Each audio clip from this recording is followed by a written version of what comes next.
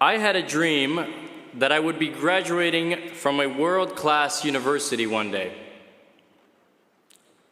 A dream deemed impossible by society's standards. A truly impossible dream. After all, the odds were not in my favor. I was born and raised in the slums of Managua, Nicaragua.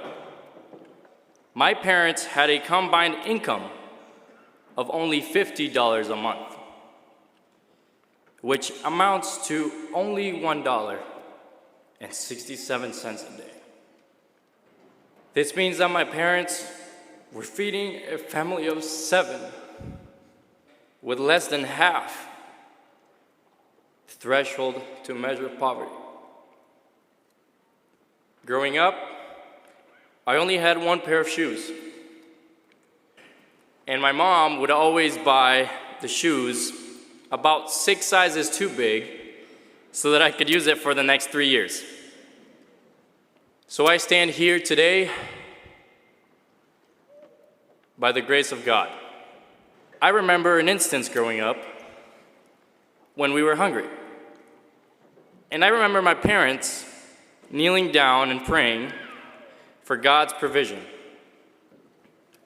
Later that day, a lady came up to us out of the blue and said, "God put in my heart to give you this gallon of milk." My parents, crying, said, "Thank you so much. You have no idea how much this means to us." We celebrated God's grace and the lady's generosity as we had just witnessed the impossible happen. But there were many times that we didn't think that we would be able to graduate from school. There was this time when my dad explained to my older brother and I that we would not be able to finish high school because we couldn't afford to pay the school bill. And then the impossible happened again. We received communication from the school director saying something like this: "Good afternoon, Miranda Duarte family. We hope to see your kids again next week. An anonymous donor has just paid your whole bill." Once again, we celebrated God's grace and the anonymous donor's generosity. And then came April 2018. 1 year before graduating high school, a crisis erupted in Nicaragua. High school and college students were kidnapped, tortured, and even killed by police officers who peacefully protested against Daniel Ortega's dictatorship. Even I, who was not involved with any protesting whatsoever, received a death threat. So upon receiving these threats, my parents decided that it was best for me to flee. So I fled to Costa Rica. Thankfully, one of my older brothers lived in Oregon at the time, so I was able to fly to the US and spend the summer with him. But at the end of the summer, I received a phone call that really changed my life. It's a phone call from my parents. And the first thing my mom said, as soon as I picked up the phone, was, "Son, you're not coming back home. Your cousin, Enrique Miranda, has just been shot and killed by the police this morning. And we don't want that to happen to you." All of a sudden, I had to figure out how I could finish my education here in the States. The high school here that I applied to said, usually the immigration paperwork takes over a year, and there is no way I could get all the paperwork I needed in just a couple of weeks. So I flew back down to Costa Rica, and in the same week, I landed. All the immigration paperwork was sorted out, and I was now able to continue my education here. I was able to finish high school. Once again, an impossibility made reality.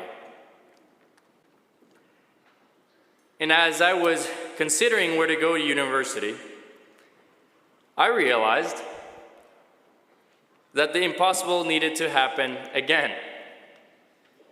Calvin and other schools had offered me a generous amount of aid, but was still not enough for me to make it. I didn't know if I was going to college or not, because I couldn't afford it. I emailed my Calvin admissions officer and explained my situation, and that I only needed a bit more aid in order for me to be able to come to Calvin. She then explained that I had received the highest financial aid and scholarship package out of any student of the year, and that they were not able to offer any additional aid. I didn't know if I was going to be able to accomplish my dream. I didn't know if I could even make it to college.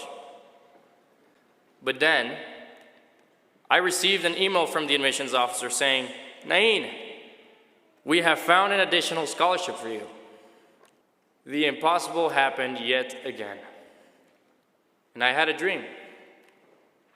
I had a dream that I would be graduating from a world-class university one day.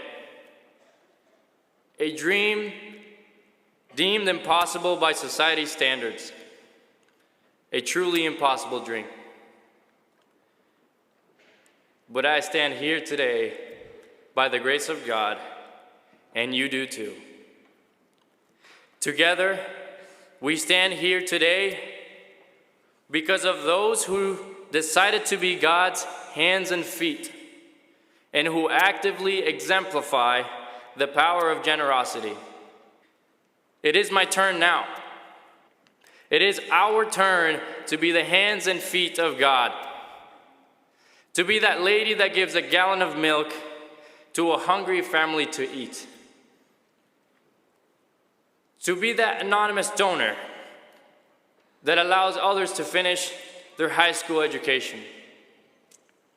To be that person and family that helps others in need. It is our turn to embody the grace of God through generosity.